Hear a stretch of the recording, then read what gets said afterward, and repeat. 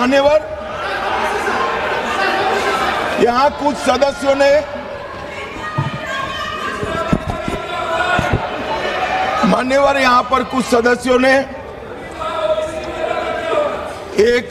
मैं बताता हूं भाई साहब, मान्यवर, यहां पर कुछ सदस्यों ने दूसरी भ्रांति फैलाई कि मुस्लिम महिलाओं को भी आरक्षण मिले। अरे आता हूं भाई, आता हूं। पहले अखिलेश बैठे हैं तो पहले उनकी बात करूं ना। पहली बेंच पर बैठे देखो। मान्यवर, मैं यहां सरकार की, संविधान की और भारतीय जनता पार्टी की नीतियों की पॉलिसी के बारे में स्पष्ट करना चाहता हूं। भारतीय संविधान धर्म के आधार पर आरक्षण को स्वीकार नहीं करता है। मान्यवर, इसके दो कारण हैं। पप्पू सुन लिया ना? अब शांति रखो, ठंड रखो यार। चलो मान्यवर, आरक्षण पाने की योग्यता पहला कारण है। आरक्षण पाने की योग्यता ऐसी नहीं होनी चाहिए जिसको कोई प्राप्त कर सके। ये संविधान की बात मैं कर रहा हूं। अगर आज कोई अन्य धर्म का व्यक्ति है जिसको आरक्षण मिलता है, यहां नहीं मिलता है, और अगर वो मुस्लिम बन जाता है तो उसको आरक्षण मिलेगा। तो आरक्षण जन्म से ही मिलता है मान्यवर, किसी प्रकार से प्राप्त नहीं किया, इसलिए वहां पर उसको सील किया है।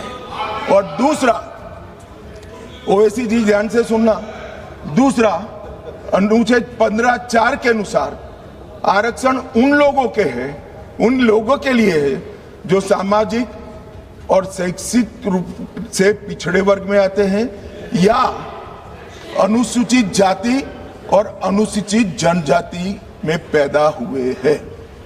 अनुच्छेद 16(4) इसके तहत आरक्षण पिछड़े वर्ग को, नागरिकों को दिया जाता है।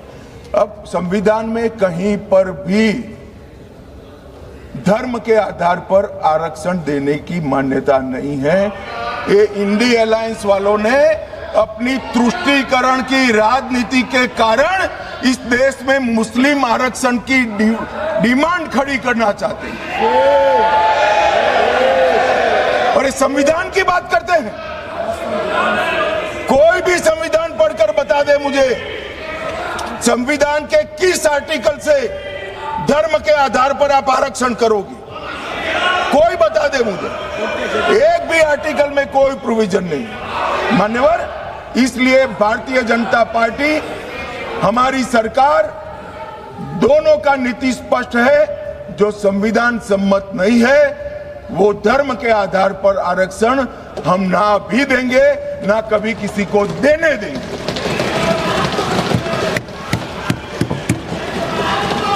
मान्यवर, अब मैं ओबीसी की बात करता हूं, सुनो ना।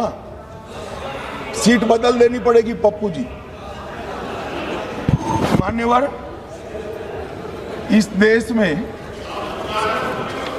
ओबीसी का सबसे बड़ा कोई विरोधी पार्टी है तो मैं बिल्कुल कंफ्यूजन के बगैर कह सकता हूं, कांग्रेस पार्टी।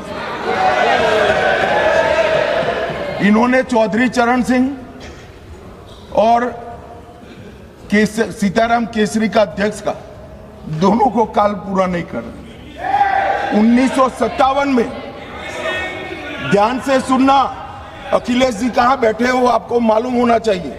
1957 में काका साहेब कालेलकर समिति के सुझाव आए जो ओबीसी को आरक्षण देते थे। उन्होंने काका साहब कालेलकर समिति के पूरे सुझावों को ठंडे बस्ते में डाल दिया। 1980 में, ये जवाहरलाल जी थे, 1980 में इंदिरा जी आई, मंडल आयोग का सुझाव आया और मंडल आयोग के सुझाव को इंदिरा जी ने ठंडे बस्ते में डाल दिया। 90 में जब बीपी सिंह आए तब वो मंडल आयोग का इम्प्लीमेंटेशन लेकर आए और उस वक्त मान्यवर विपक्ष के नेता राजीव गांधी, तो नेहरू जी, इंदिरा जी और अब राजीव गांधी, उन्होंने यहां पर अपने जीवन का सबसे लंबा भाषण मंडल आयोग का विरोध करने में किया, अपने जीवन का सबसे। और कांग्रेस ने 51 और 71 दोनों में जाति जनगणना का भी विरोध किया। मान्यवर, अब क्योंकि अब मेल नहीं खा रहा है, 15-20 बार चुनाव हार गए, तो अब ये ओबीसी के हितैषी बनने आए। मान्यवर, मैं आज आपके सामने कहना चाहता हूं, कांग्रेस पार्टी ने अब तक एक भी ओबीसी का प्रधानमंत्री नहीं दिया। भारतीय जनता पार्टी ने नरेंद्र मोदी और अति पिछड़ा समाज के व्यक्ति को प्रधानमंत्री बनाया। मान्यवर, इन्होंने काका साहेब कालेलकर समिति में विरोध किया। मंडल आयोग के रिपोर्ट को इंदिरा जी ने ठंडे बस्ते में डाला और जब लागू होता था राजीव गांधी जी ने भी विरोध किया। मान्यवर, मैं आज बताना चाहता हूं कि नरेंद्र मोदी सरकार में 27 मंत्री ओबीसी समुदाय में है, जो 40% होता है। मान्यवर, नरेंद्र मोदी सरकार ने ओबीसी कमीशन को संवैधानिक मान्यता दी।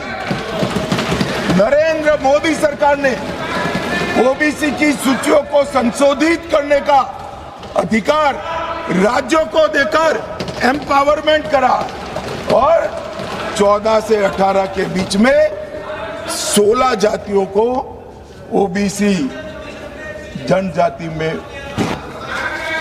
क्या है। अरे मेरा हो जाने के बाद पूछिए ना। You can ask later. माननीय गृह मंत्री जी, क्या कह रहे हैं? बाद में you can ask later.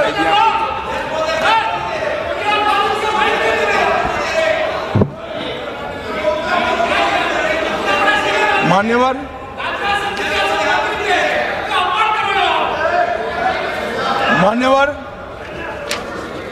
और जाति जनगणना चल रही है। जाति जनगणना का रिपोर्ट भी जाति के साथ ही आएगा। इस पर सदन विचार करेगा और जब विचार करेगा, जो सामूहिक मन बनेगा, भारतीय जनता पार्टी की सरकार इसके साथ आगे बढ़ेगी। इसमें किसी को संशय रखने